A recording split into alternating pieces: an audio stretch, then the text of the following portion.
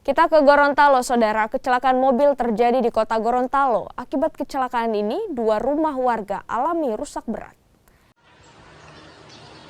2 rumah warga yang tertabrak mobil ini berada di Jalan Beringin, Kelurahan Tuladenggi, Kecamatan Dungingi, Kota Gorontalo.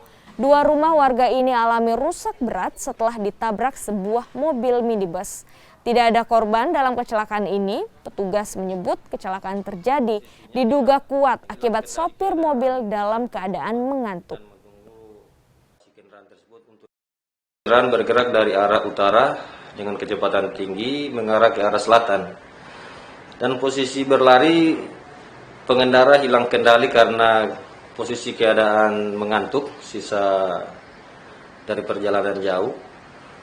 Tanpa disadari, mobil tersebut sudah menabrak 2 rumah. Dan sekarang posisi mobil masih berada di rumah. Tinggal kita lagi penyelidikan dan menunggu alat untuk evakuasi kendaraan tersebut.